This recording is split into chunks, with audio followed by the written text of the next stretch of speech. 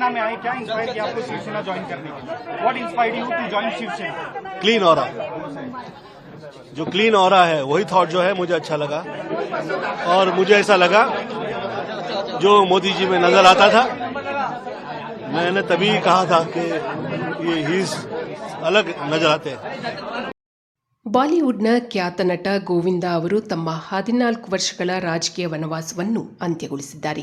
ಗೋವಿಂದ ಅವರು 2004ರಲ್ಲಿ ಕಡೆಯ ಬಾರಿಗೆ ಎಲೆಕ್ಷನ್ ಎದುರಿಸಿದ್ದರು.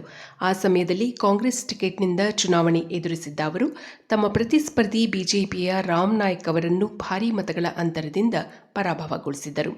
ಕಾಂಗ್ರೆಸ್ನ ಮಾಜಿ ಸಂಸದರಾಗಿರುವ ಗೋವಿಂದ ಅವರು ಇದೀಗ ಕಾಂಗ್ರೆಸ್ ಅನ್ನು ತೊರೆದು ಶಿವಸೇನೆಯ ಶಿಂಧೆ ಬಣವನ್ನು ಸೇರಿದ್ದಾರೆ.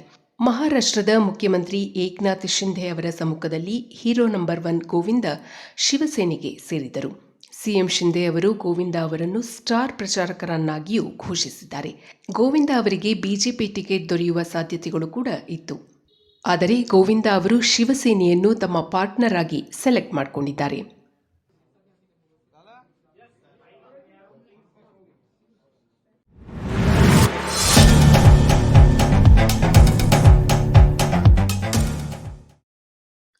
ಸೋಲಾದರೆ ಹೆದರದಿರಿ, ಮತ್ತೆ ಮತ್ತೆ ಪ್ರಯತ್ನಿಸಿರಿ ಎಂಬ ಸ್ಫೂರ್ತಿ ಮಾತಿಗೆ 2024ರ ಕೆಲವು ಚುನಾವಣಾ ಅಭ್ಯರ್ಥಿಗಳೇ ಉದಾಹರಣೆಯಾಗುತ್ತಿದ್ದಾರೆ.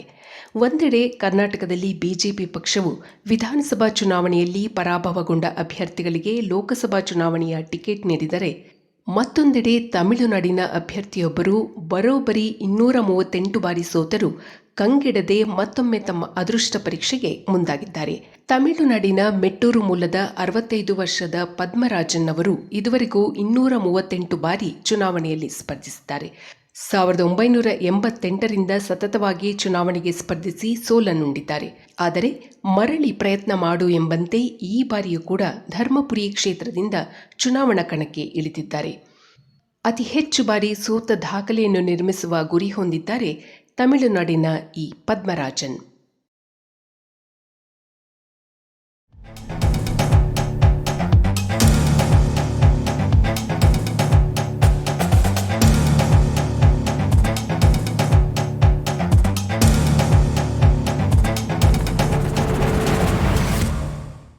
ದೇಶದ ಅತ್ಯಂತ ಶ್ರೀಮಂತ ಮಹಿಳೆ ಸಾವಿತ್ರಿ ಜಿಂದಾಲ್ ಕಮಲದ ಹೂವಿಗೆ ಜೈ ಎಂದಿದ್ದಾರೆ.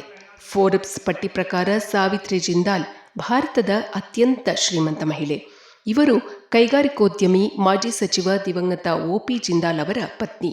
ಇವರ ಒಟ್ಟು ಆಸ್ತಿಯ ಮೌಲ್ಯ 2.42 ಲಕ್ಷ ಕೋಟಿ ರೂಪಾಯಿಗಳು.